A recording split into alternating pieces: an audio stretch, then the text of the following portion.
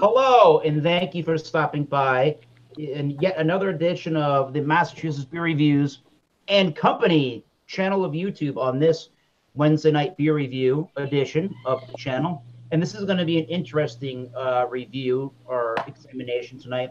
It's Ask a Beer Reviewer. What does that mean?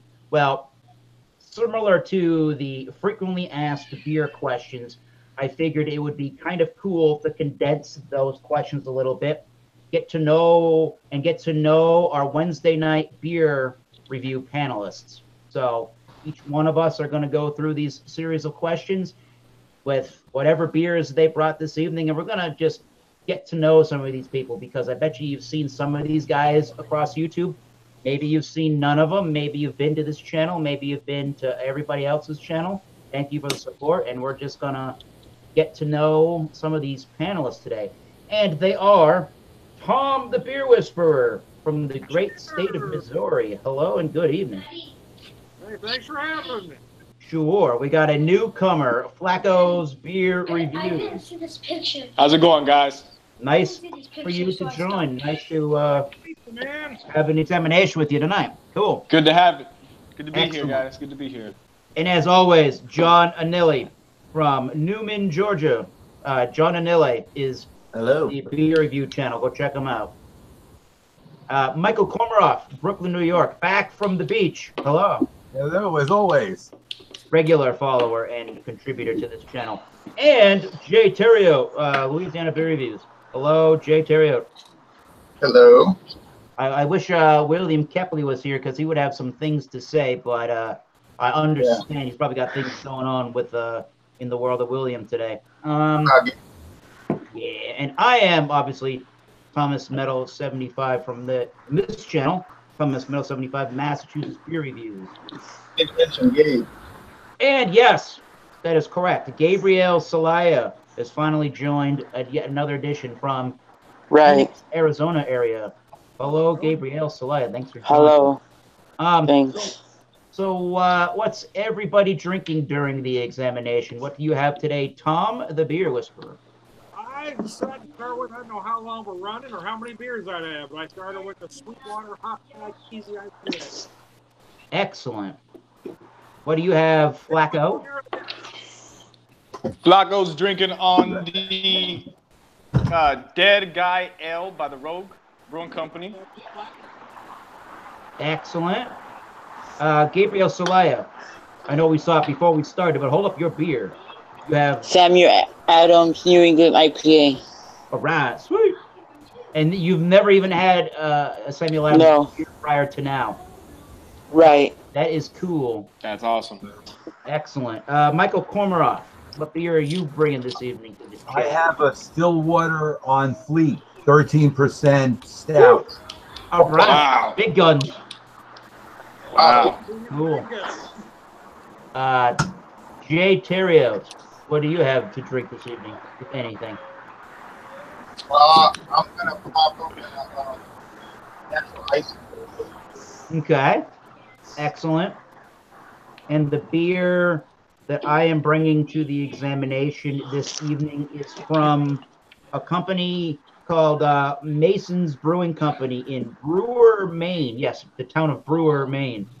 It's kind of a silly beer logo. It's called Hipster Apocalypse. There you go. Yes, it is a hazy New England IPA, dry hop with Idaho 7 hops at 5.7% alcohol by volume, served at 40 degrees Fahrenheit.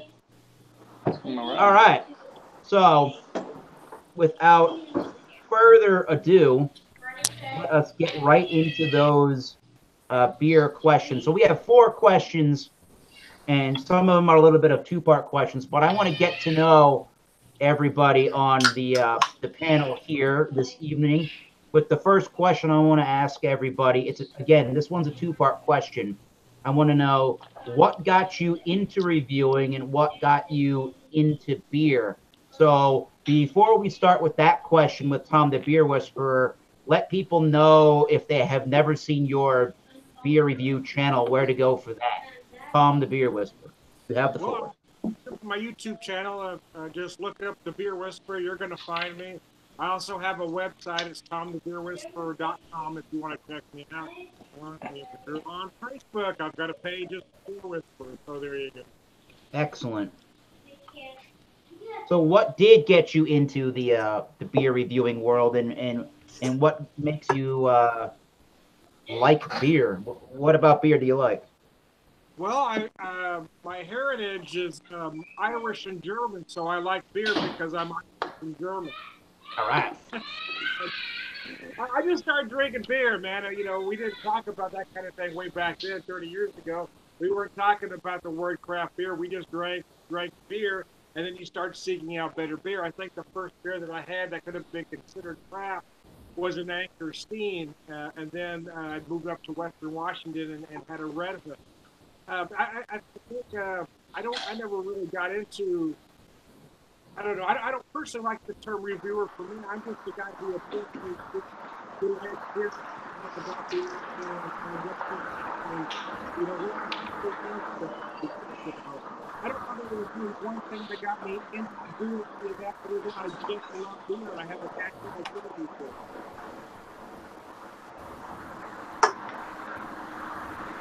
Excellent. All good stuff. We will come back to Tom the Beer Whisperer for second question, but I want to go right down the line with our new panelist, Flacco Beer Review. So, same question to Flacco. What got you into reviewing, and what got you into beer? And also let us know where to find you on the social media. Sure thing, man.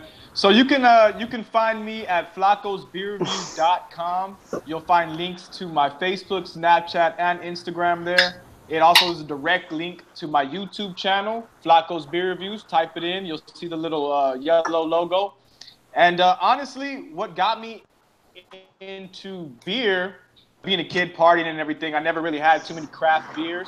I did eventually find my way. I think the first thing I had was like a brown ale.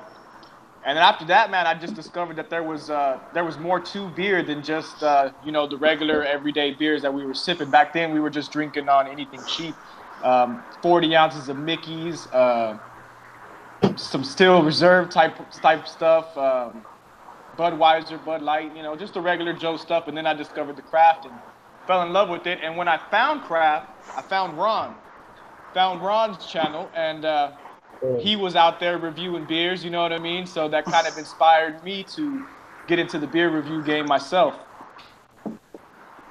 Excellent. So that is Flacco on beer tubing in a nutshell there. I like that. Welcome aboard. Nice to see you. Hopefully you'll be back for some Wednesday nights for sure. That'll be I hope so, man. Thanks for having me, guys. Yeah. So our next panelist does not have his own beer review channel, but definitely has opinions and thoughts on beer. Gabriel Celaya from Phoenix, Arizona. Once again, what got you into reviewing beer with us on Wednesday nights? What got you into beer in general? And I guess I'll ask the question too. Do you have a beer review channel? No. You no don't. channel. So what got you into wanting to join on the Wednesday nights, and what got you into beer in the first place? What can I say? Don't know. You don't know anything about these questions. Any thoughts? Why do you like beer? Why do you like beer? How about that question? They're good. All right. Thank you, Gabriel. They're good. They're good and tasty. Gabriel is a man of few words. And John H Pierre. Strong few words. I guess. Right. He's doing choice. All right, let's go right over to our next panelist in line, John Henderson Pierre, Mobile, Alabama, in the middle of Gordon Storm, not the man. Hello, how you doing? Oh, okay. Come back to him. All right, time out.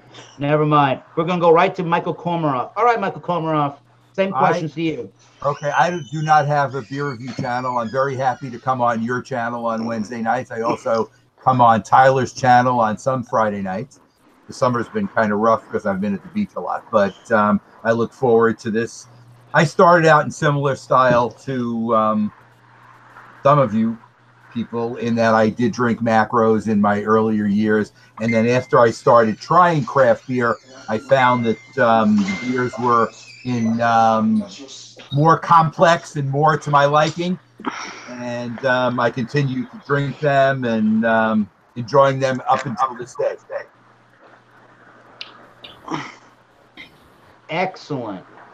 All right, let's go straight to John Anille from Newman, Georgia. Let us know your places to find you on social media and what got you into beer reviewing and why beer. All right. Well, social media, you can find me on YouTube with a name search, John and Ellie. I'm just kind of new to the YouTube video reviewing, but I mean, I've been drinking beer for a long time.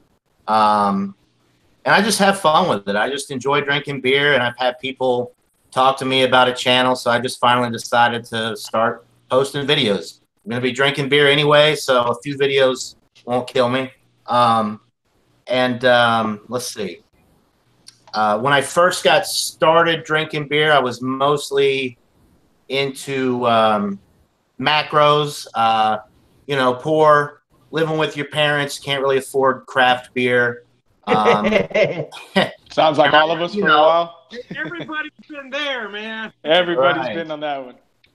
So, I mean, you know, I worked in a bar for 6 years, so I drank a lot of cheap beer, a lot of free beer at the end of the night. It was usually, you know, Bud Light, Coors Light, whatever was free on draft. And then when I started buying beer on my own, you know, going to the store, gas station, it was mostly malt liquor, cheap malt liquor. So that's kind of why I have the King Cobra icon and two little, you know, as my picture.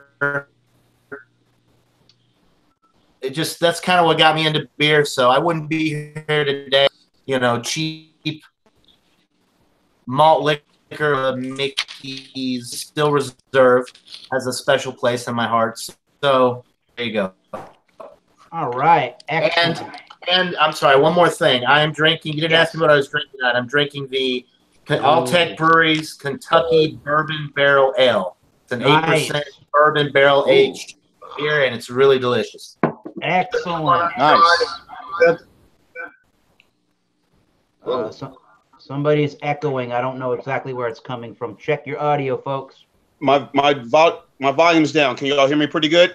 Yeah. Yeah. Coming through clear. All right. Let's. I think that John and Dilly is that the one I tried at the pizza place?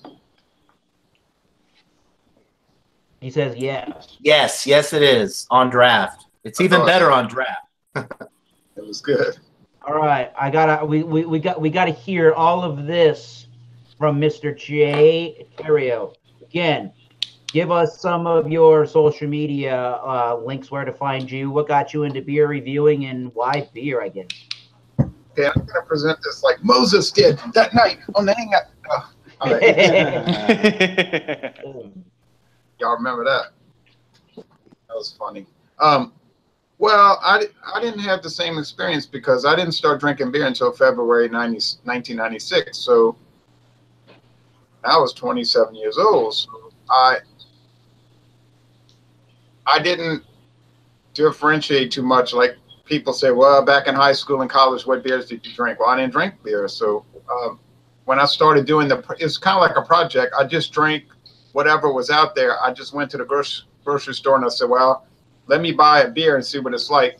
So I bought Miller High Life and I said, oh yeah, I remember that when I was like 3 years old, drinking that. And because you know, my parents would have a barbecue or a cookout, crawfish boil, and they would always let, when you're real little, let you sip out the bottle.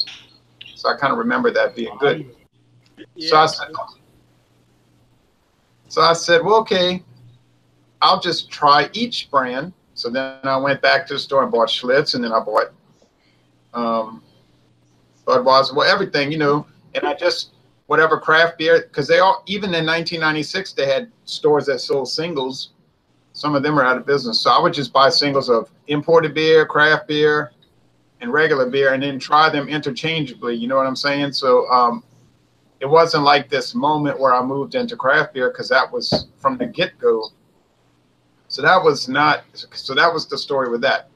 And then I started writing reviews on Beer Advocate and Rate Beer around 9 years ago. Oh, that was pretty interesting to read. I had been reading them before that. It was kind of interesting to read the reviews, read them. But that was kind of boring, you know. So I'd still do that, of course. But then one day in the summer of 2010, I said, man, I wonder if anybody ever thought of doing a YouTube video beer review. That would be something interesting. I didn't realize anybody ever done it. So I typed that in, and I said, golly, there's a lot more than I had believed. So I started watching them regularly. And then I got the idea. I said, well, heck, if they can do it, I'll just give my opinion about it. And I'll go buy a camera, which was a terrible camera, unfortunately. Kodak, which The quality still looks good, you know, today when I look back on those videos.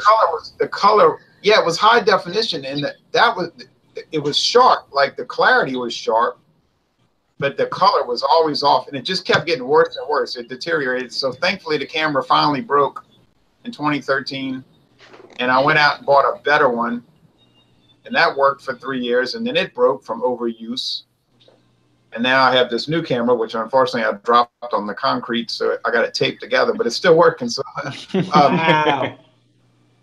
it was stupid because I was going to my friend David's house. You know, David with the big beard. He's one of the beer review people I met from doing the video reviews, and he, I was holding it under my arm like this. So stupid, right? It's got a handle on it. Hold it by the handle, dum dum. But I dropped it and it broke the battery pack. I said, well, it's dead. But I said, let me try it. And I taped it back together, and believe it or not, it still works and it charges. So that's incredible. But the $1 million question is, why beer? Why was it beer that you got started reviewing? Yeah, that's a good question. I know we could do this with Jay for an hour. It might be interesting, but we got all I'd panelists. watch. But why beer in a nutshell? Yeah, I'm gonna wrap it up. All I need is about 25 to 50 minutes, and Sounds about right. Have the floor, I had drank a little wine around 1994, 95. Okay. Okay. Trying those like dessert wines, and they were good. And everybody else would just drink beer. And I didn't like it, but unfortunately, my first beer sample was in 1996, and that was Miller Lite. And that put me off of beer for 10 years because it tasted hollow. Like, it was no fascination with beer aside from the old TV commercials. I used to love the old Schlitz commercials when I would watch football. When I would watch football, you know, the guys playing football. And so it was kind of memory thing. And everybody in my family and around Louisiana drinks beer constantly. So I said, well, what is this fascination with it? So I just did it like a project. You know what I'm saying? And so the project's been going on for 22 years. And then people are talking about hard liquor, which I kind of dabbled in that. And I've gotten more dabbleistic with it. So, yeah, it's just like I do projects. You know, mainly it's just a project, Eric. Beer, wine, and liquor, and going through the brands and testing them out and telling people what I think. It's as simple as that. It's not a big like quest. Yeah, it's not a quest. I've said that in my hangouts. It's not a great quest. I'm not trying to accomplish anything. Cool. Well, that is very. I could agree with a lot of those points, and I'll get to me in a moment. But I want to hear some of our last panelist here, John H. Pierre. Social media links. Where are you on YouTube? Why do you like beer? What got you into beer, and what got you into reviewing? Actually, well, okay. Those who know, my name Jean H Pierre, JeanH Pierre. Just type my name on YouTube, and I share a lot of my reviews on different beer groups, whether it be support, regular, ass beer, to what you're drinking, alcohol eggs, you name it, all of it. So, and yeah, so several beer groups. Actually, go ahead. I say hello to the audience in the background. Hello. Yes. That was my significant other. Gave me some banana pudding. Yay. So sorry, y'all. Yes. Okay. Anyway. So what is it that? What is Hold it on, that guys. got Hold on. you? Hold on. Okay. Yes, babe. It's not much. Just junk. Hey guys, listen. Anyway, going back to what I was saying. It started in 19. I guess I started about 1996 or so, 97, when I became a legal drinking age, and it kind of went from there. And I began to do different things, doing different things, and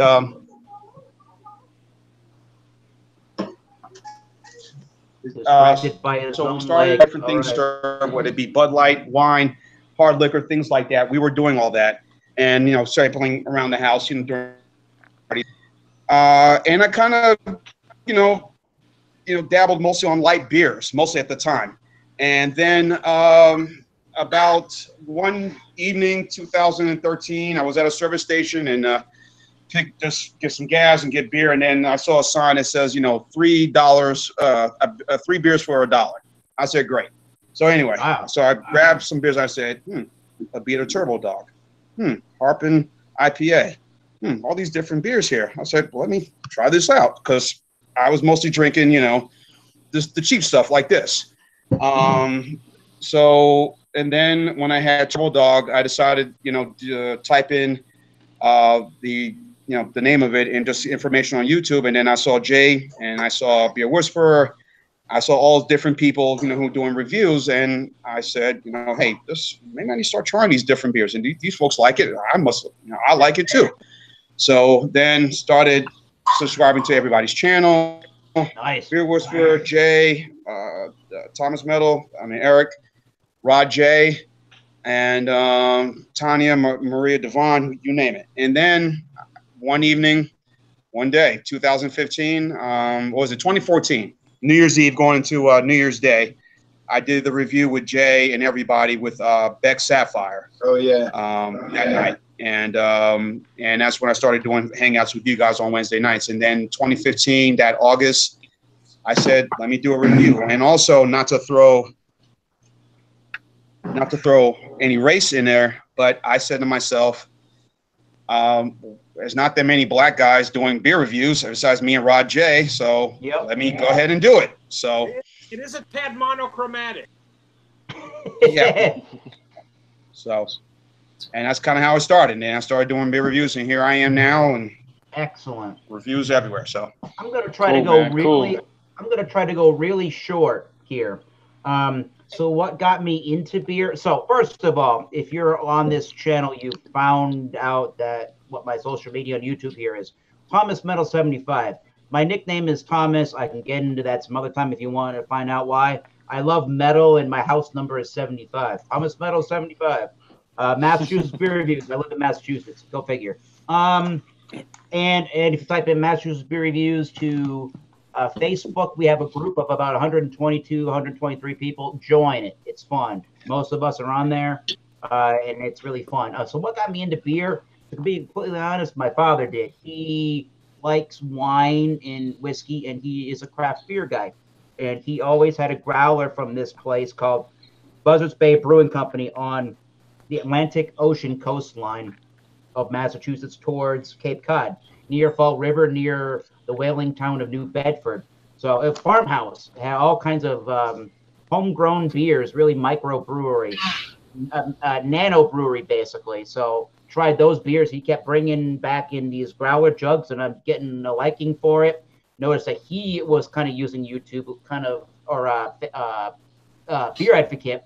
So I started looking at Beer Advocate, thought that was kind of interesting. Started doing all these researching of beers after I was drinking it, and then found out that why do I get into beer reviewing? And here's how I did that. After just doing a whole bunch of research, like Flacco here, I found this J Theriot, Louisiana Beer Reviews, and got really interested in that. And probably about 2012, I hit him up one day at work when I was on lunch break on Google or on Facebook Messenger, said, how do we do like a Skype review where the both of us can get together and we can film a beer review? And somehow Jay figured it out with Google how to do that. And in 2012, December, I think 2012, we did Miller High Life or Miller Genuine Draft.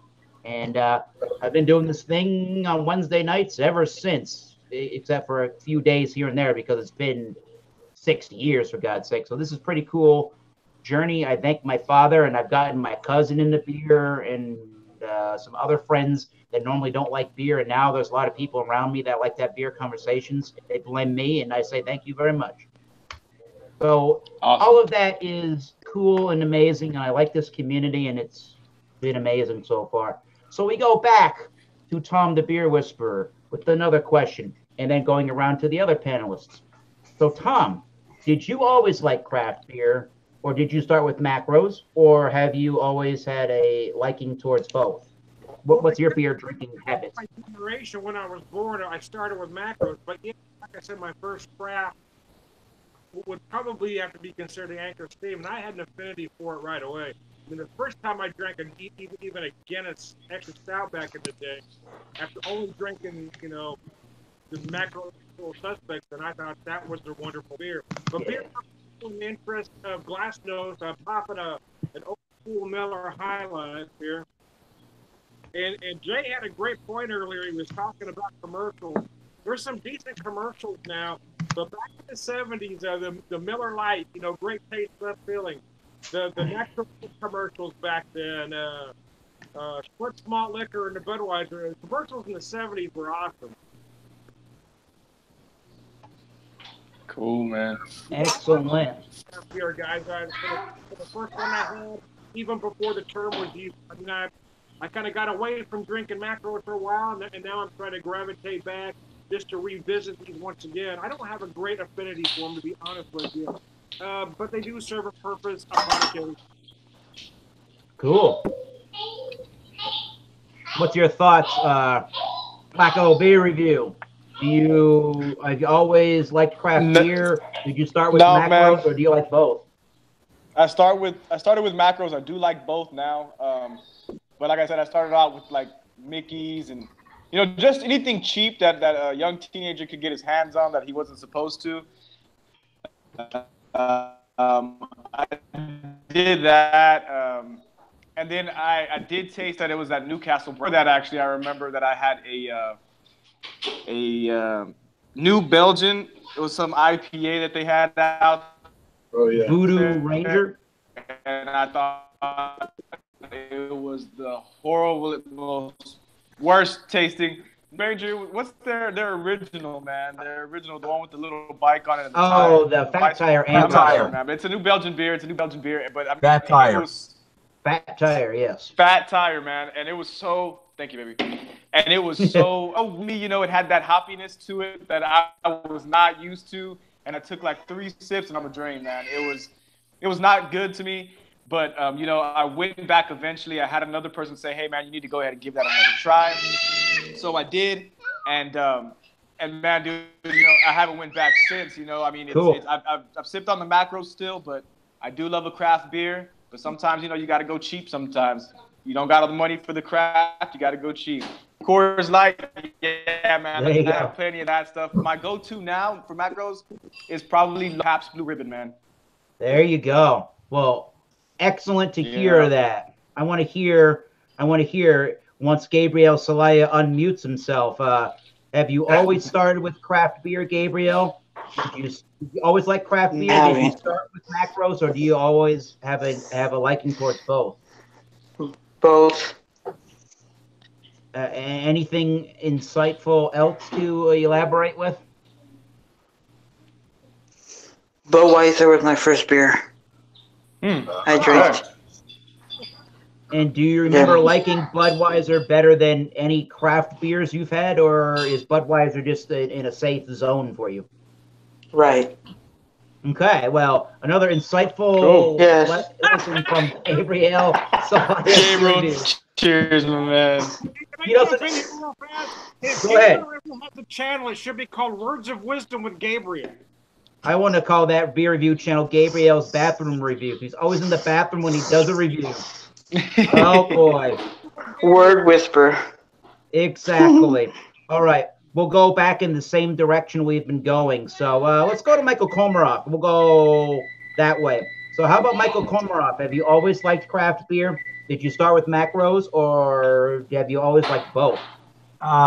I started with macros, but it was a really long time ago, and I'm trying to actually forget that period now. But I did go through that period when I was in college, and I did drink macros. I drank the same Miller High Life that the Beer Whisperer is drinking, and Bud, and the other ones, Coors, and whatever. But it seems like when the craft beer scene started up, with the Sierra Nevadas and the other ones, I liked the different styles a lot of these beers, and there was more depth in these beers, I found.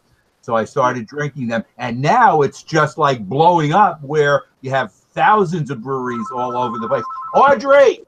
Hit the phone! All right.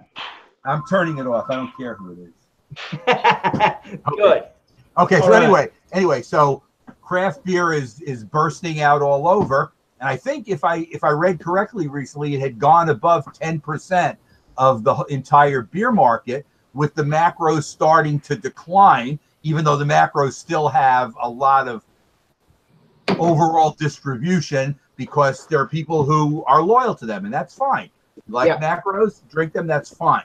It's just I find the craft beers to be more enjoyable to me, and you know, when you can sit around sipping on a 13% stout and continue maneuvering, that's a good thing. Oh, yeah. Woo! And by the way, I don't know if you can tell by looking at this, it's kind of like the motor oil kind of stout. You know, this is from Stillwater. It's a collaboration with somebody else. Stillwater does a lot of collaborations. And I don't know what the IBUs are in this. I would assume it's somewhere around 50. I don't think it's one with a bitterness is really. Was that one of those Stamford, Connecticut, Two Roads beers? Yeah, it's made by Two Roads there. It's funny now. It seems like a lot of the major breweries do their own thing on their site, and yet they brew 2 or 3 beers in Connecticut now. That must be a major place where they brew beer, because a lot of them still brew their own beers on their property, and yet Carton, I know, has 2 there. They're brewing in Connecticut and Stratford. Yeah, and they do a lot of the Lawson's Finest liquids over there. They do Evil Twin stuff sometimes. Yep. Oh, yes. So, cool. Right.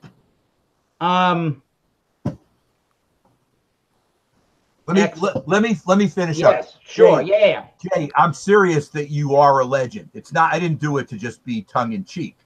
The Louisiana Beer Reviews has been so important in all our lives as the pace setter of the group that we all have our first tie-in with you into the whole community. So you are a living legend.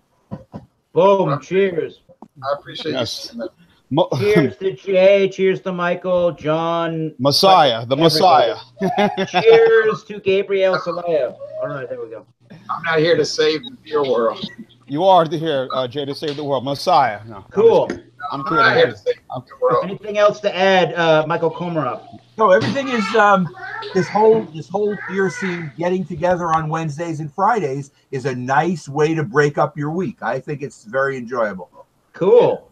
Excellent. I want to go to our correspondent in Newman, Georgia, John Anille. Did you always like craft beer? Did you start with macros, or did you always like both? Well, I definitely started with macros.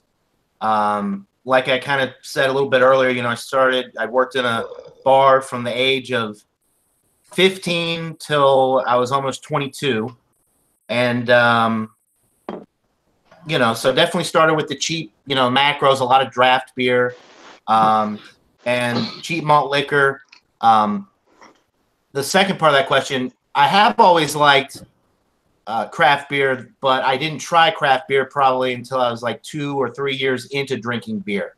I remember Guinness being one of the, you know, first beers that I drank and really thought about, you know, how different it was, how good it was. Hell yeah. The Samuel Adams Boston Lager was another one. And mind you, this was a while back. I mean, Guinness has always been pretty big, but the Samuel Adams was still relatively, you know, like up and coming. It wasn't the legendary beer that it is today. And of course, I branched off and started to drink a lot of different things, whether macro, craft, whatever. But yeah, I mean, I definitely like both. It's hard to say that I like craft beer better than macros, macros better than craft. I like a mix of both. On a hot day, nothing really goes better in my mind than what Tom's drinking. That Miller High Life is good. Budweiser, of course, malt liquor. Mickey's is one of my favorites. The King Cobra, anything like that, just has a special place in my heart. But of course, I like both. It's probably a 50-50 split, and there you go. I think that answered the question. I think it did, and I want to hear Jay Theriot's response to that. Oh well, Gabriel's back again. All right, now stay put, Gabriel. Where you going, man? Back, and then he's gone, and then he's back, and then he's gone, and then he's back, and then he's gone. All right, now I already answered that question earlier because I just started drinking both back in 1996, and in fact, I can remember a lot of the stuff back then is not around today. Like I used to like Pete's Wicked Ale, but I remember that. My father drank that. Yeah. But no moat. And then I used to drink Red Wolf, which was sort of like an Anheuser-Busch quasi-craft beer. And then, so things have changed a lot in 22 years, let me tell you. But, I mean, if they'd have had video reviews in 1996, I probably would have done them then. But then, of course, I didn't have a computer. I didn't have a smartphone. It would have taken like an hour to load that video. It would have taken all day to load the 3-minute video. So it wasn't too practical. It wasn't practical, but I'm saying if it would have existed, I'd have done it then, But oh, there it is. Tom's got the Wicked Ale glass. Hey Jay, I've had this glass boxed up for 20 years. I recently unboxed it and found it. But yeah, since you brought up Pete's, I found a glass. The honey wheat. All right. Yeah, that was really big back 22 years ago. That was really Pete's Wicked Ale was literally like as big as Samuel Adams back then. People don't even know what it is today, but it was a big deal, and then it just crashed kind of fast. Like Gabriel's cell phone connection. Oh, worse, but even worse. But it was big. It was big, and then it just. Oh man. They were a runner, that's for sure. Yeah. Woohoo! So then, I'll mention one more thing, and then when I started watching video reviews, and I have the channel Louisiana Beer Reviews, and I had a dream, really. I had a dream in 2010 that they would be, that's why I made the name Louisiana Beer Reviews, that one day there would be 50 different state dedicated beer reviews, like there would be Mississippi beer reviews and Massachusetts beer reviews, and I think you and I had talked about that, and you took the Massachusetts name. Come down, Gabriel. Gabriel looks like he's in pain. There would be, Florida beer reviews and Georgia beer reviews, and which I think John and Ellie should take over that title, Georgia beer reviews, and then Texas beer reviews and Arizona beer reviews, and then maybe Puerto Rico. But that never really happened. People did not buy into that concept that there would be a beer review channel for each of the 50 states. I'll take over Texas. Yeah, you could start calling it Texas Beer Reviews. Hey, why not take over one of the biggest states? You see, then you got it. Now there was a guy, Brandon, who's still a member of Alcohol Eggs. Oh yeah, Brandon. Yeah. Yeah, he did a video channel called Mississippi Beer Reviews, but it didn't last, And then there's Arkansas Beer Reviews still, kind of. They don't do too much, but they did kind of adopt that concept. So Special K. You have that crazy in Pennsylvania. I forgot his name, but BA Brew News. BA Brew. Yeah. You got the Special K guys. Kentucky. They're not calling it Kentucky Beer Reviews, and they're not calling it Pennsylvania Beer Reviews. Anyway, it's not important. It's just I thought it was a great concept. That's awesome. I like to see and hear that. So for me, it's been really both. I have always had that taste for craft beer due to my father and the macro beers coming from that growler. But my household has always had a Miller product, whether it's High Life or primarily Miller Lite in the house. So I've always taken an affinity, if you will, towards the craft beer.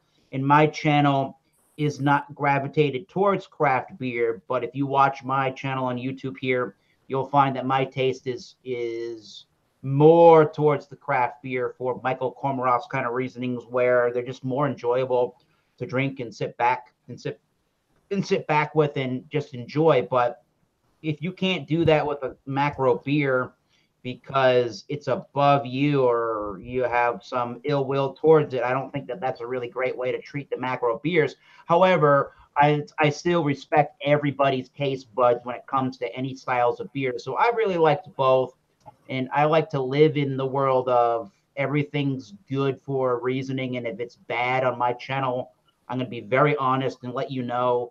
And if you must, I will explain why I give something such a terrible rating. I'm not below that. So that's me in a nutshell on that question. I want to go right back to Tom the Beer Whisperer with this kind of a personal question, but you forgot to ask John H Pierre. Let's ask you those questions. Holy crap.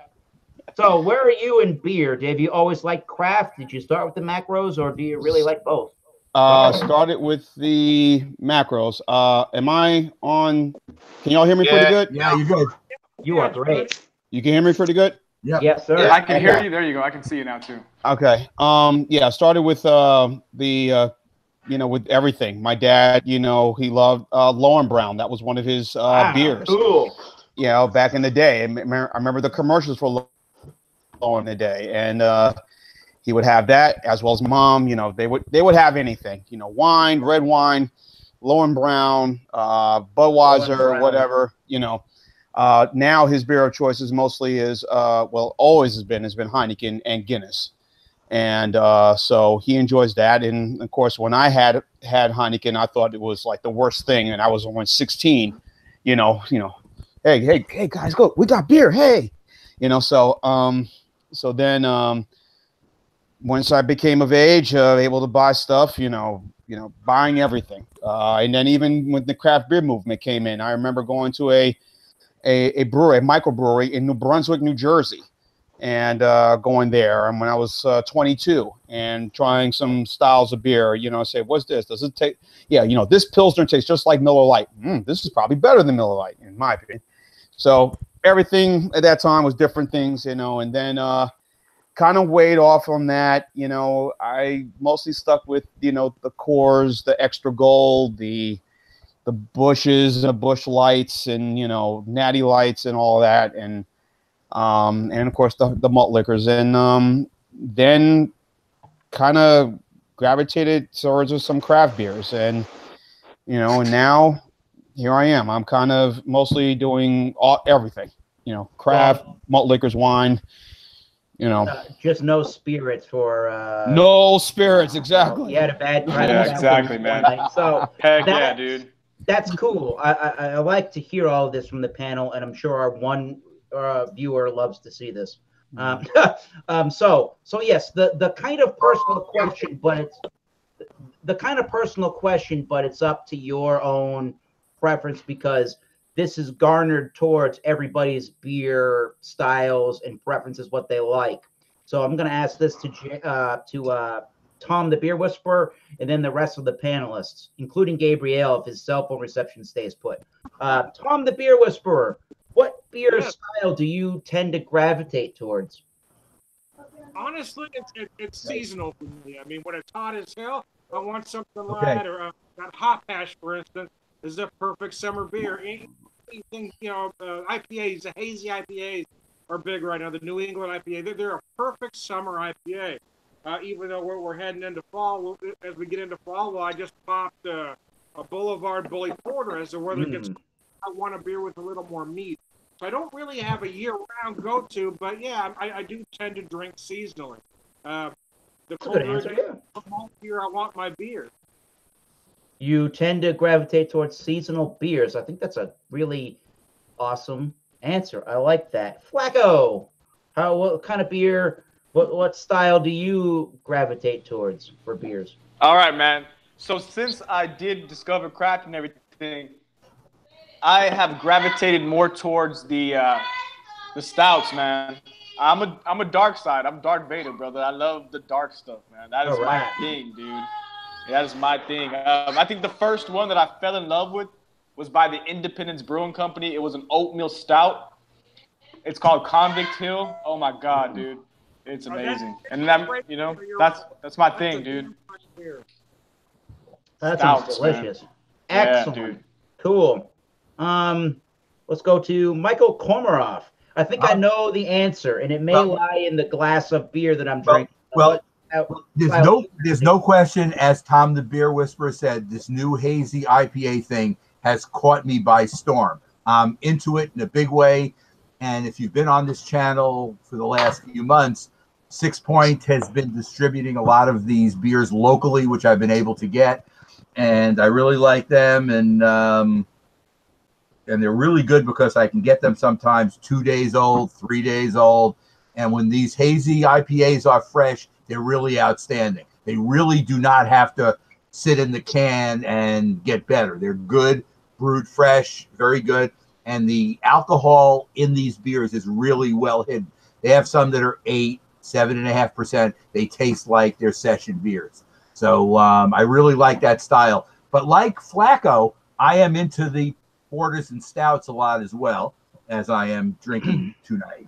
And you can drink you can drink a stout on a hot night, and it doesn't, there's nothing in, it's nice to drink it on a cold night too, but it's nice on a hot night as well.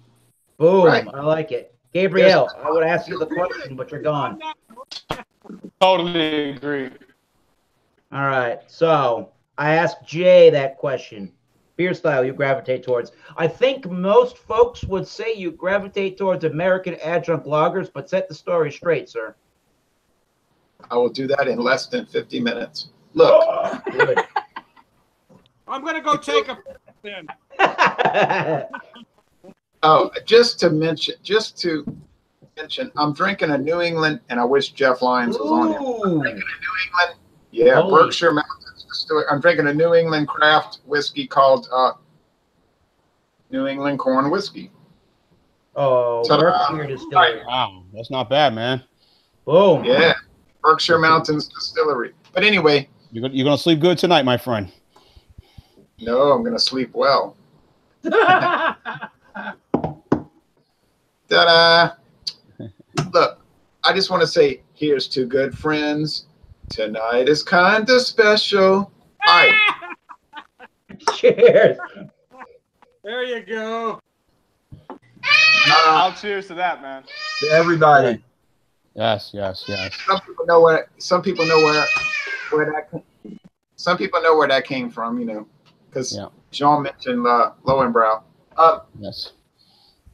Well, Eric, honestly, I drink a lot of macro lagers because they're cheap, and I drink a lot of beer each week, like 22 to 24 beers per week. So some people are saying, oh, wow, 22 beers a week. That's a joke. That's not a lot. Well, that's what I drink, okay? So, but I actually prefer, and I do get most excited, and I love all the style. I love the stouts, the porters, all of that stuff. All of it. The Roch beers, the even Goza to some extent, but not too great of an extent. But really the one I think I get most excited about is the West Coast Double IPA. Clear, bitter to the hilt, and with a good malt backbone. And I just like them. But I mean, it's hard to say because there's so many good ones. But I love those good DIPAs, man. I agree. I agree with you. Yeah, you're right. Like Elysian Space Dust. Oh, I could drink one of those right now. That's a good one, man. That's a real good one. Yeah. So there's your answer, Eric. Now, I hope y'all can hear me okay. I think my audio's okay. Yeah, mine's still. So yeah, I guess you're good, man. Let me go. My turn, I guess, since Eric is frozen, or Eric's back. I guess. Sean, go. We're doing all right. Takeover, Dave. Oh, okay. Never mind. Okay, I'll go ahead. Me, I drink just about anything. But lately, I've been I would say the ones I tend to drink, of course, are the adjunct lagers, pilsners, stouts, and porters. I would say those are the ones that I tend to, and IPAs. Those are the ones I tend to drink a lot of. And now these session IPAs now are you can probably compare them with any food, like just like with lagers. You compare them with anything, food wise. They're just so that light and that enjoyable and that, but like I said, on a hot day like today, even though we had a lot of rain because of the storm, I had a Tecate earlier. So yeah, I got it right. And I did a review of it, and and I had that today, 2 of them, very enjoyable. And right now I'm having a Michelob Ultra, something very light, easy drinking, and I do like craft beers. I do like Elysian, even though it's owned by Anheuser-Busch InBev or whomever, Harpin, IPA or a Beta, raw iron IPA. I like that. Some stouts, like whether it's from a lot of breweries here in the state of Alabama, from Good People, from Straight to Ale. I mean, we have a lot of good breweries here in our state, but some of them are reasonably priced. I will get some are a little bit high. I said, let me just get a single. I'll be all right. But most of the times, yeah, I would gravitate towards those styles that I mentioned that are easily priced and very reasonable to my eyes and to my wallet. Yeah. So John and Ellie, unless we have not heard from you, what kind of beers do you gravitate towards? Or what's your style you gravitate towards? Well, I guess I would have to say primarily sessionable lagers. And then, of course, now I'm sure all of you probably might know this. The other big one that I'm really into is sours. Whether a Goza style, or a full-on sour ale. Those monkey. That's right, Eric. You know all about that. So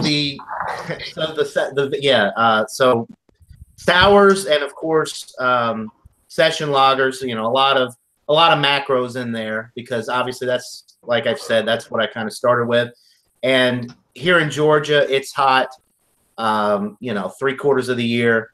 So those are good beers to drink around here. And the sours, a lot of them are light and refreshing. That tartness that you get just kind of livens the beer up. And I find that those go really well in warmer temperatures. But, I like everything. And I like what Michael was talking about, stouts and the porters. Those are excellent beers. And those are just as good on a hot night than anything else, really. I mean, you might not want to drink it out in the middle of the day by the pool, but in your home at night, watching a game, just doing stuff around the house. I mean, it's hard to go wrong with the stout any day of the year.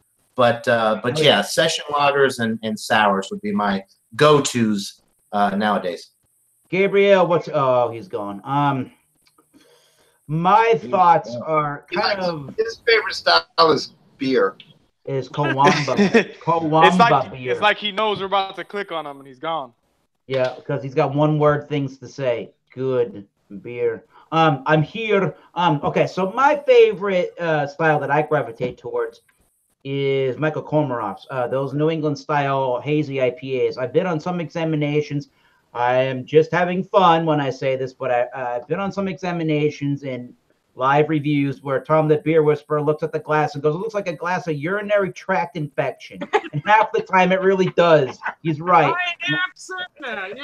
And I've just finished drinking one that's like at least a 94 out of 100. And it was brewed with Idaho 7, which I'm seeing is is becoming kind of a popular hop variety. It was a really good beer at 5.7%. Yeah, so the one I drink now is from Trader Joe's. It's the Peters brand, which... Oh, yeah, I like it. So that brings me to another side, which is I love the New England style IPAs, but actually one of my favorite... One of my favorite beers, for no particular reasoning, and I still can't explain that, is Carlsberg. So if I were if I do want a lager beer and I do want something crisp and refreshing, that's sort of the style that I go towards in that direction. However, I do really love, so my favorite styles would be IPAs of almost any kind, especially New England, and like farmhouse ales. Farmhouse ales, if you get a good Belgian brewed farmhouse ale, I mean, that like kicks the shit out of almost any Pilsner beer as far as drinkability and refreshment and just that added character that the Belgian yeast kind of provides for you. You do get a lot of the Pilsner crackery malts to a really nice farmhouse ale too. And then I would say barrel aged beers, and then maybe at the end of that list, I would say to you these European style lagers are what I kind of beers that I gravitate towards. But 9 times out of 10, I'm going to gravitate towards an IPA, or at least try an IPA or New England style IPA at the local bar or in samplers. So that's And you're saying you like the elephant too. I haven't had the elephant a whole bunch, but I don't dislike it. Now, Is that considered a Hellas Doppelbock? Carlsberg elephant malt liquor? Sure, we won't get into that argument today. But our panelist that's a little shy to be on the beer reviews with us live is Bart Robinson. And he says he likes a wide range of beers, but he usually sticks with his old school traditional lagers. He appreciates the comment, so thanks for watching. Hey, Bart. And I'm joking. Shout out, Bart. Bart's the man. Yeah, join us, please. Our final topic of the day is for Tom the Beer Whisperer. Then we go across the group here, which is as a craft beer reviewer or a craft beer lover, if you don't actually review on YouTube with the channel. So, to Tom, what do you think about the craft beer market today, and maybe where do you see it going in the next 5 or 10 years? Wow, that's a good question. To backtrack just a little bit, I don't refer to myself as a reviewer. If you've never seen me before, I try to do my videos more as like a pub video. You know, we'll talk about the beer, but I'll talk about anything else, whatever enters my mind at any given moment. But yeah, as far as the craft beer is wonderful today. There's 100 million choices. I mean, you know, back, heck, I remember seeing a 4-foot, an old retail guy, you'd see like a 4-foot section of beer. Then it became a 4-foot section of craft beer. Then it became an 8-foot section, a 12-foot section. And it just kept getting bigger and bigger. Where do I see it going? I mean, you know, the funny part to me is every Yahoo that thinks they can write about beer has been right for a decade that a craft beer bubble is burst. All of a sudden, craft beer is just going to go belly up, and it's not going to be anymore. And they keep citing certain breweries that have gone out of business. But if you look at every brewery that's gone out of business, there's 2, 3, or 4, 5, or 6, or even more that pop up in its place. Craft beer isn't going anywhere, folks. It's getting more of the market share, just changing and evolving. That's what's happening. If you can't keep up with the market, you're going to go under, and somebody is going to take your place. That's how business works, folks. But yeah, I think craft beer is just going to keep getting bigger. I think trendy breweries, breweries that rely only on what's trendy at this moment aren't going to make it for the long haul. But it's going to last time. You know, if you're only doing sours, if you're doing nothing but barrel-aged sours, you know, you make it if you don't keep up. Unless you can do something else, or your sours are just that good, and you have a specific market for it. But if you're only doing one specific kind of beer, I don't think you're going to make it for the long haul. Interesting. So your thoughts, and maybe a little bit of contrasting or agreeing to Tom the Beer Whisperer, Flacco. I totally agree with the Beer Whisperer, man. I mean, holy crap, John! What's Woo! that?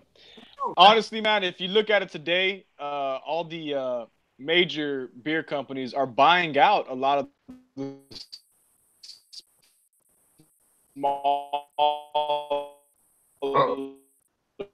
We're losing you, Flacco. We're losing your voice, Flacco. Great point. You knew where you were going. You're making a great point. Yeah, he's breaking up worse than Steve Austin. All right, so unfortunately, he's getting... Raptors here to stay. Yeah, he's breaking up worse than Steve Austin in All that. right, so unfortunately I muted you, Flacco, because your audio is going haywire, but craft beer is here to stay is his motto, and I agree with that. Let's hear from Michael Komaroff. So again, Michael Komaroff, Okay, as a craft beer reviewer with us on Wednesdays, what do you think of the craft beer market today, and where do you see it in the next 5 to 10 years? I echo what the Beer Whisperer said and what Flacco just said. And even though you have your entrenched old line beer companies buying up some of the craft beer companies and trying to get that part of the market, which they've been losing, it still will generate more individual companies into the market. And so far as you look at it, the growth seems to be in craft beer. It's not in the macros anymore. So I think the future of craft beer is widespread and will continue. What I wonder about, though, and this is kind of like a side subject, but I wonder what everybody else thinks. Yeah, go ahead. How about French companies like Founders, which puts these high prices on their products in the bomber style bottles mostly, and even in their 12-ounce bottles, and then these in some markets the stuff just sits on the shelf. Now the good thing for them is there's stouts that are sitting on the shelf, so they're probably getting better as they're sitting there. But the person in that store, he can't afford to keep that beer past the season that it was meant to be sold. They got KBS galore around here, Michael. And even the CBS, which was a limited release, is around. You can still see it around here, which if you look in previous years, that was all bought up, and the price wasn't a factor before. Now there are so many other companies doing similar things for less money. People say, "Well, Founders, you do a great product, but am I going to pay $26 for one large beer?" when I can go and I can get 2 12-ounce beers for $10. Why am I going to pay? Why am I going to pay so much more? And I'm not saying it's not a fine brew. It is. It's a good product. But is it worth that price per ounce? What they're getting? It's not worth it. The KBS also, which you mentioned. I want to go 100%, Michael. I agree 100%. I want to go to John Anili because I think I think this is a good point to go to John with. Because so I want to know John's opinions on the question, which are, as a craft beer reviewer, what do you think of the craft beer market today, and where do you see it going from in 5 to 10 years? But to follow up with Michael Komaroff, some of your favorite beers of all time have been some of these more pricey bombers. So address that as well in your thoughts. All right. Well, I don't think craft beer is in any danger. I don't think the macro companies are in any danger. A lot of craft breweries are going to do really well, and they're going to have the opportunity to sell out to a big company, and they may or may not take that opportunity, but there's going to be a constant ebb and flow, up and down type scenario with the craft beers companies and these Anheuser-Busch, Molson Coors. So I don't think from either standpoint, I don't think either type of company, whether macro or craft, is in any danger moving forward. I do think It's getting hold on. It takes like forever to mute things on my channel tonight for some reason. Eric, can you locate? Can you locate the background noise, or you can't? I got it. We know it's coming from Flacco's house of fabulous. I got the controls. I can lower the volume. Anyways, continue, John Anili. Let's see. So I think, with craft, in respect to craft beer, I think it's exciting at the direction that craft beer is going in, because I think people, in the age that we live in, are becoming more adventurous and willing to try different styles. I mean, 10 years ago, you really didn't hear about sour beers, gozes. I mean, that's one of my favorite styles, and you just never heard about it before. Companies are trying to put out these new crosses between these, between styles to create something new and very interesting. Black IPA is another example of that. There's a lot of, what they call, even though it's not an official style, there's a lot of breweries trying these different things, and I really like it, and I love the direction that the craft beer market is my audio good now, guys? in the direction that it's heading. And one more point, I think that the macros, to a certain extent, are kind of catching on to that. Perfect example is Budweiser coming out with all of these reserve beers. You've got the Jim Beam bourbon, stave age. They're creating cheaper versions of craft beer and selling it at a lower price point and trying to get more people to come to the dark side of or whatever you want to call it. But but I like the direction that beer in general is heading in. I like that people are more adventurous in trying new styles, and I think that will continue. That is some really cool stuff. So before Gabriel's internet connection goes haywire and whatnot, Gabriel, as a craft beer fan, what do you think of the craft beer market today? And I guess in general, where do you see it going in the future? Man, we lost him again. Oh, there he is. He likes drinking Samuel's IPA. Any thoughts, Gabriel? Okay. All right, we're going straight. Gabriel, where are we headed? We need the word. I mean, you're important to this discussion. Come on. Where do you see craft beer going? Forward. In his stomach. All right, we'll come back to Gabriel in 5 hours. My bad, guys. My server cut off on me, man. So I didn't hang up, bro. I'm sorry about that. That is good. All good. John H. Pierre is gone. Gabriel is thinking about his thoughts while drinking a great beer. My thoughts are confusing. I don't know I'm not really exactly sure what I think about the craft beer industry, because it seems like the craft beer industry, as Tom had kind of mentioned, is currently doing things that are trendy. So at the moment, it seems like for the last couple of years, and I think it's going to stick around for a lot longer than that, I think the New England IPA thing is kind of a trend right now that's going to last for a while. But I also think that the sour beers are a really giant trend. And now our buddy Tyler is really a huge sour beer fan, but I don't know if that's going to last forever. That doesn't seem like a style to me that's like universally popular amongst even just lager fans. But for me, I don't really know. I think it's going to take new innovation and different ideas from different brewers that haven't been done before. And I don't know if those things are that are going to get craft beer to move forward, whether it's economical beers inside of craft beer, or it's using new hop varieties, or using new malts and getting people into different styles of beers, or it's going in history and taking beer recipes from history and saying, this is what our ancestors used to drink, and maybe that'll get people into beer, and getting people a little bit, and maybe doing these kind of things that we're doing, is having a lot more of these brewers involved in the social media and involved in their own discussion panels and involved in YouTube. They may get people back into craft beer. And I think craft beer needs to not just cater towards the people that do like Trillium beers, don't get me wrong, or Treehouse beers or things like that all they do is cater towards people that want to spend $22 for a 4-pack of 16-ounce cans. I think the days of that are very, very low and minimal, and people are going to be not willing to buy those kind of beers. Although I went to Treehouse once in May, the weekend of my birthday. I'm 30 now, and my buddy Dave and I went there because obviously we all know of Treehouse. And how do we all know of Treehouse that don't live in New England? The internet. I believe that the internet hurts craft beer, and it also helps it. It overhypes craft beer. But to get the word out about really great beer, it does it really well. I think that the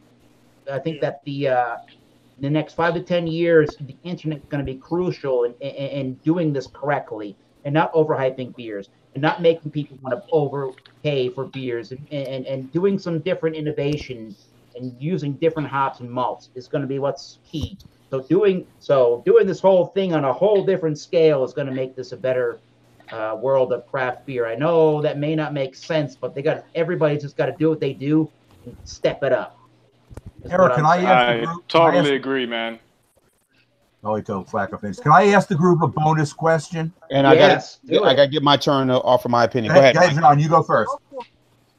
Okay. Yeah, John. Okay. All right. Well, I like everybody. I don't think craft beer is going away. I mean, just look at my state here, my adopted state of Alabama. I mean, they just opened up a brewery here, Serta, right here in downtown Mobile. So many slew of breweries here that are not owned by any of the corporate companies. These folks are not going anywhere. They're going to be around for a long, long time. And not to mention, folks, remember, they're not competing with the big boys and other craft breweries. They're also competing with the folks that like spirits and bourbon. They're competing with the folks that like, wines, red wines, white wines. They're competing with the folks that like, apple ciders, different things, That's who they're competing with. They're competing with all these different folks and saying, hey, but you know what? Yeah, you could have your little bourbon, but we have a beer that tastes a little hint of maybe a little bit of a bourbon flavor to it. Try it. Wow, this is good. Maybe I'll need to start drinking more beer then. All these different things. So, that's who they're competing with. Not just with each other, but but also with those folks who like those things. So, like I said, it's plentiful. There's a lot of room for everybody, a lot of room for people to keep doing it. I think they're going to be around forever. My only thing is, let's not, God forbid, let's not go overboard starting doing beer with kale or beer with garlic.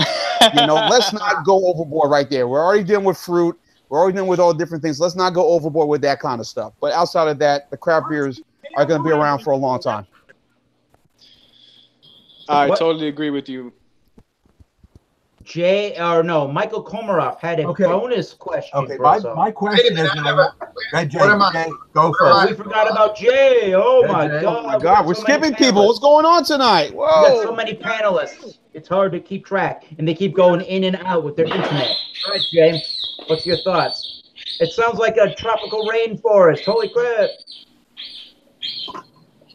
What am I, a mirage? You got me on the page on mine? I guess. Jay. That's not cutting your water. Right. No. No, you said I'm okay. No, I think it's fine. I drink it, I buy it.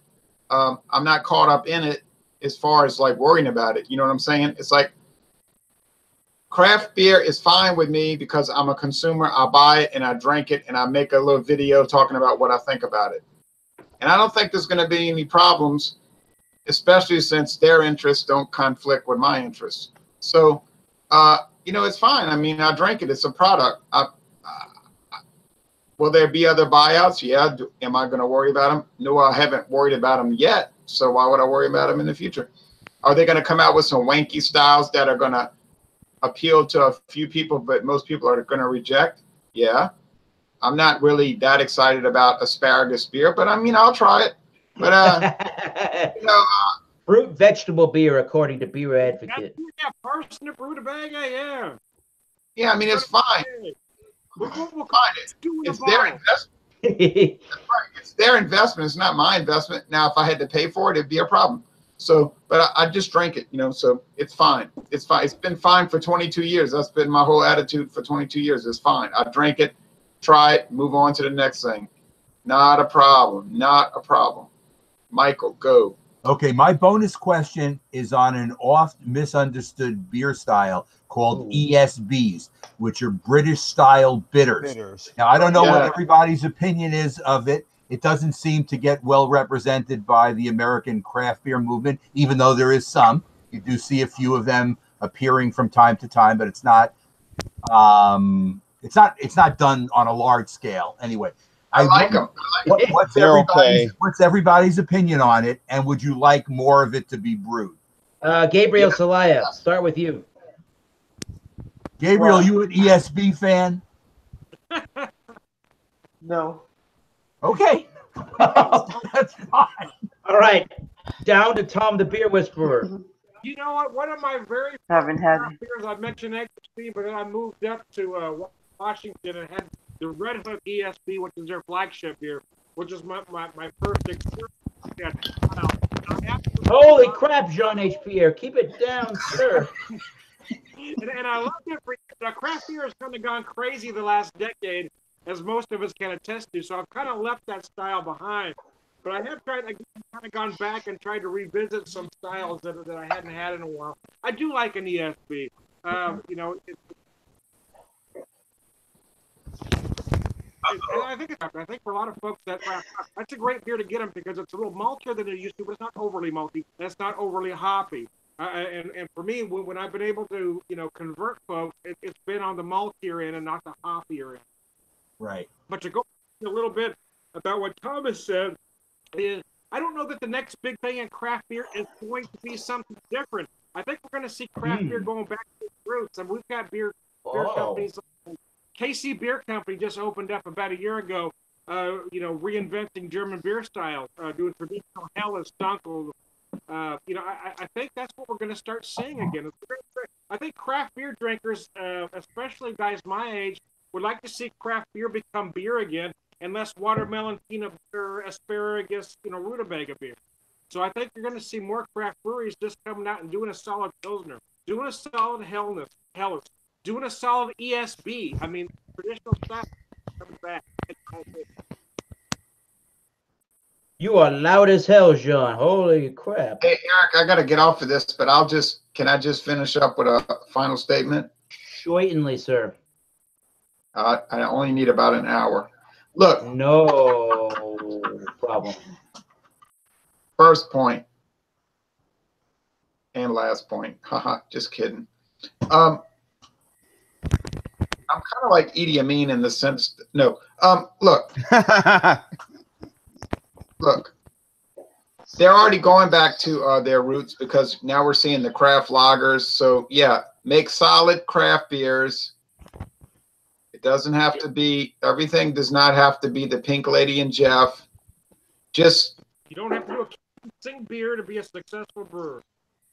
And I think what we're going to see is people going back to the center, and they're going to make the craft pilsners, the craft lagers, the better. And you're seeing Guinness doing that with all their little variants of their Guinness stout with their the Brewers Project.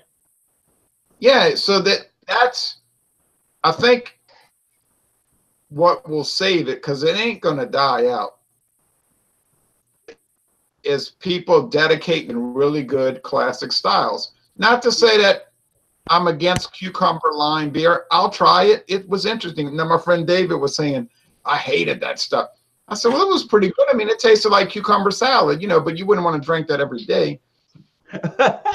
or vinegar beer with balsamic. They're kind of a one and done, right? I mean, you have one. Okay, now I've had. Yeah, but he bought a 6-pack. Well, you know, you don't drink a 6-pack in one night. You got 6 nights. Keep that channel muted, John. Holy crap, you're loud today. So he bought the cucumber lime beer, and it literally tastes like a cucumber salad. It tastes like cucumbers, lime, and sea salt. Well, to me, it's pretty good, but I wouldn't want to drink that every day. But see, if you get too much into all that stuff, it starts turning people away. Yeah, I guess. So, but the ESBs, yeah, I love those. And we did the London, the Fuller's ESB. We did, but the Fuller's company was like nutty. They sent us beer that was expired. And it was like, why and they did it to everybody. They sent all these people, oh, would you like to do a video of our ESB? Sure. So like they sent out all these ESBs to all the different beer reviewers, and they sent expired beer. Wow, great going, company. Right, you know, great work, you know, but it was fine. Right, and then the lady sent me an email saying, I'm sorry it was expired. Do you want me to send you an updated, fresh version? Hell yeah. I said, well, you could do that, but I said it probably won't make a real big difference for that kind of beer, you know. So they never sent it, but I could have been hustling for free, but I just told them, nah. Yeah. I wouldn't worry about it, you know. But we like the ESB from Fuller's, and the Red Hook ESB is a classic. And I would like to see more craft beer companies make ESBs. You know what I would like to Actually, I like to see them do more lagers, actually. That Solid Gold by Founders is really good. More craft pilsners. I think that's going to be the next big thing. It's not going to be a crazy 100 ingredient beer. It's going to be classic style, whether they be German, English, or Belgium. We're going to see classic style. Continue with that thought, John. Continue. Well, like I said, the Founders Lager, I thought it was very good. Whether even the Cigar City, their lager, whatever. I'm trying to think of the name of that There's one. something with cracker in that, right? Exactly. One? Right. I mean, Florida cracker. those are really, really good, and they could stand toe to toe with Budweiser. You know. Oh no, you didn't say that. Yeah, he John, did. Yeah, John, he- is that Budweiser. I'm saying in terms of I'll if I had to choose between those two, I'll probably pick the Founders Solid Gold over Budweiser. I would choose that. Yep. Yeah, I'd go with that too. So, I picked Red Dog. Oh, hey, holy Red Dog! I wish it was still around. Believe me, I saw it as a kid at several Yeah. places I saw. I wish I had It's bought still it. made. They still make it. I So- drank a lot of Zam. Zam. I would choose Peter's brand, sold by Trader I like Joe's. that beer. I like that beer. It's made by Martin's. And I would also choose Coors Extra Cold Lager. All right, well, I got to go. Coors Extra All right. Cold Lager. Jay, have a good week. Have a good Jay. I may not Good see day, you for Jay. a while. I'm going to be traveling. The Yeah, big boy, travel. I gotta get out of here The big too. travel is about to start on Monday. And Oh. Tom the Beer Whisperer is signing off. Thanks a lot. Cheers. Later, Tom. It was good to I'll meet you, look man. for you. And I'm out too. I'm out too. All right. Take care. Right. Cheers. Later, Ron. And then I can't do Friday night because bingo. Ooh. Okay, Jay. Take Bingo. care. All right. So, John and Ellie, we get to you about the ESB question. All right, bonus question. So I think I love ESBs. I've only had a few. The Fuller's is the one that comes to mind because I had that one about a month ago, and it was one of the better beers that I've had over the past 2 or 3 years. I mean, I think I actually reviewed it on my channel. I think it got like a 98 out of 100. It was up there. I would like to see more of that style beer. Samuel Smith's makes a couple that have similar qualities to the ESBs that I've had, even though they're probably not technically considered ESBs. For example, the Samuel Smith's Organic Lager, the Pale Ale, those are really good products, and they have similar traits to the ESBs that I've had. And I think a lot of it has to do with the fermentation in the Yorkshire squares. I think that gives it a nice earthy quality that I found the Fuller's had. So yeah, my answer is absolutely. I would love to see more beers like that on the market. I think they're really good, and there's not enough of them. Bart Robinson says that he says, I like some craft beers, and I've been to a few new breweries locally lately, but I think there are just too many of them. I'd much rather have a good German or Belgian beer on draft, but that's just me as far as Bart Robinson says, and I gotta agree with a lot of people. There's not really a lot of really good brown ales or even the ESBs that stick out into my brain. I don't know if they're just too simple and easy, and they're going to be just naturally thrown into craft beer kind of categories, and that's what they're going to be lumped up in category as. But you know what? I don't see a lot. You know what? You don't see a lot of is brewery. You see breweries that do Belgian style beers or do German style beers. You never see breweries that just brew British style beers, and I think that's what's missed. That could be one of the things that actually may be missing in craft beer. Is just traditional British style beer breweries and breweries that do a really good job at brewing tasty beers at really, really low ABVs. Now, some breweries do it in the United States, but you got to really go to the British Isles and even Ireland, perhaps, if you want to get really low 2, 3, less than 4% ABV beers actually have a good quality taste. And not even ESBs, which are called extra special bitters, which are not even bitter. I have no clue why that's the name. There's no bitterness to those beers whatsoever. They even have beers that are just called bitter beers, which are kind of like Europe's Peter's brand or America's Coors Light, and they're really low ABV beers, and they're the macro equivalents to our Coors, Buds, and Millers here in the United States. These bitter beers. And not like they have a huge amount of flavor because they're done at thousands of millions of barrels a year, but they have much more flavor and they're little small ABVs. So not even just ESBs in general. I think we do need more British style beers, and I think we do need better quality, low ABV beers so that we can enjoy a couple of beers and not worried about, are we going to be in the slam tank afterwards? Yes. So give us good beers at good flavors and good prices. There we go. Gabriel Celaya, any final thoughts? Gabriel, I can see you're going to come out with a mouthful. Just hit it. Any thoughts? Final thoughts for the night, Gabriel. We'll start with that. He does a lot of thinking. He doesn't. Gabriel, did you like the examination tonight? Yes, I did. Okay, good. Any thoughts to round out the evening? No. Earth to Gabriel, come in. Earth to Flacco. Any final thoughts for our examination this evening? Yeah, man. The ESB styles for me, man, I've only had maybe a few of them. I did enjoy them. Like you said, I don't know why they're called extra special bitters because they're not that bitter. They're more of a multi sweetness. The one I had or the few that I've had, I really do enjoy them. And to go back on the question that I got, that I got cut off on because my reception was over. Yes. Craft brew's taking over. I see the future of it. Major brands are buying out the little guys. And, it's just here to stay, man. And I'm very excited to see all the new different styles coming out. And, every day there's something new.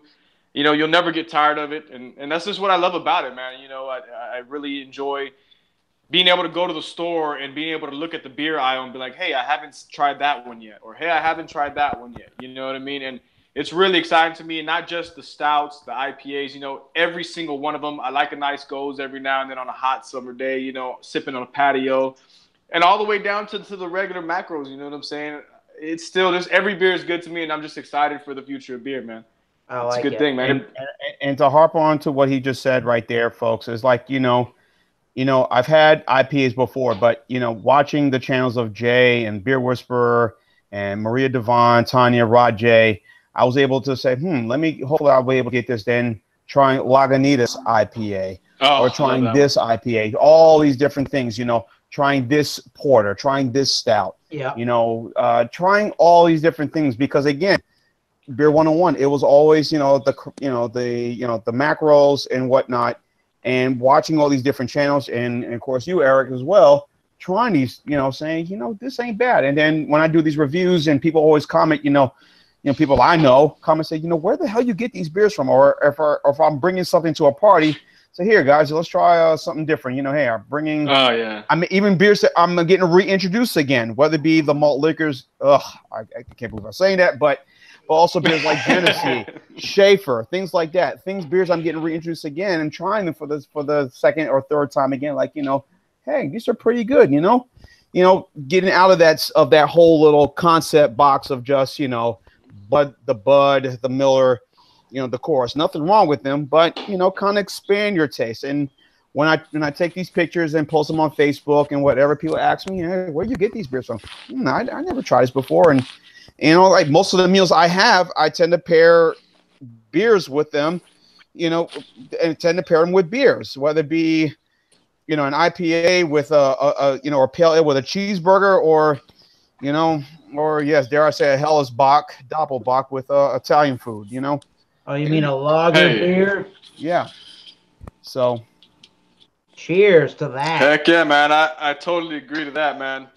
Let's cheers to that one for sure, man. Cheers. What's your thoughts there, Michael Komarov, in conclusion of tonight's beer reviewer examination? In conclusion, I go along with everything that's been recently said, and I also feel, as you mentioned earlier, that the New England style of hazy IPA is not a momentary trend. It's a new beer style. How far it'll go is up in the air because you never know where it's going to end up, but I don't think it's going to fade out. It's not going to fizzle out. It's going to be a growing trend because people who like regular IPAs also like this, and they don't have to give up regular IPAs to drink the hazy ones. So it's just another style of IPA that you can gravitate to. And I think it's amazing if it's done correctly. I mean, it really, Cheers. you mentioned Treehouse before. There's Trillium. There's Other Half, 6 Point, which I mentioned. The Sam Adams, by the way, I still haven't had. So I hope to get a hold of some of it, but I haven't seen it. Yeah. Well, let's go to Gabrielle for a moment here. So Gabrielle drank Sam Adams IPA, a New England style IPA, for the first time, and it was his first Samuel Adams beer. How would you rate the Samuel Adams IPA, and give us a couple of words to describe what you thought of it? It was unfiltered, Yeah. citrusy, piney, Yeah. grapefruit. Okay. How did it taste? Juicy and hazy. Did you really, really like it? I love Gabriel, by the way. What would you give it? Gabriel's a man of few words, but they mean something. But they mean something, though. It was just fruity. They do. Yeah, they do. fruity. And piney. How, and what's your letter grade? What would I say? 1 out of 10, Gabriel. What would you give it? Yeah, give it some kind of rating, right? Give it a rating. I will say 7. Okay. 7 out of 7. 10. I don't know. All right. Well, it's decent. That's above decent. That's above average for sure, right? That's 7 out of 10. uncharacteristic Yeah, heck yeah, man. That's an uncharacteristic first first beer from Sam Adams, but that's one of my favorites. I've also had their Rebel Raw, which is like their hazy double West Coast style IPA. I've had that one. That's pretty good. I have a buddy's father that works at a local craft beer liquor store, and he said, "You know what we got in?" He said this to me 2 years ago, maybe. "You know what we just got in? It's not even on the shelf. It's this Rebel Raw. You want a 4-pack?" I'm like, sure. He goes to the back, gives me this 4-pack. I don't even know if it's going to be in the system to buy it yet. Yep. It's like 10% beer, and it's like it's not juicy. So Rebel Raw is like their first introduction to anything kind of hazy. So it drinks like a big imperial West Coast IPA with all those sweet, resiny pine notes. So if you really like that, and if they still make Rebel Raw, I don't know. That's a cool beer to have. But my thoughts at the end of this review are I'm gonna say something different that doesn't have anything to do with what we just said, which is, oh, wait a minute. I did say something about ESBs. My overall assessment is we all bring something special and unique to the table. And if Jay Theriot's not here, and I must say it this way, we all have our own unique way of rating beers. And we should be very non-judgmental of how we all assess beers and how we rate beers and why we rate a beer a certain way that we do.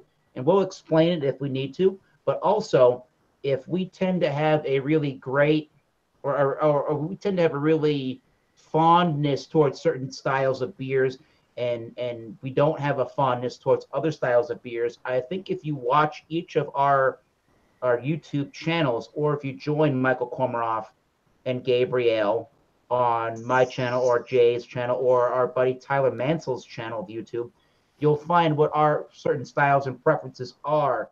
So even though I say this is all opinion based, do whatever you want, but just take my review as an opinion. If you end up watching a lot of my reviews and you like the kind of tastes and you think that your tastes align with mine, maybe I can help you, and maybe every one of us can help you with a future beer purchase. So on that note, I really want to say, Flacco, you turned off the camera, but you're the man. Thank you for joining for the first time ever. Gabrielle, you say jack squat, but we love you. John H Pierre, John, TV Rambler, you're the man. Tyler, thank you, Eric. Mansell Appreciate it, Michael. here. John, Ellie, Gabriel. Good evening.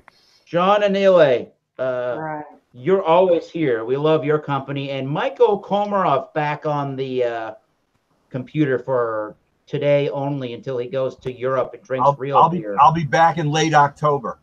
So Holy shit! It's gonna be a while. I'll try to keep in touch over social media while I'm gone. Enjoy Europe, Michael.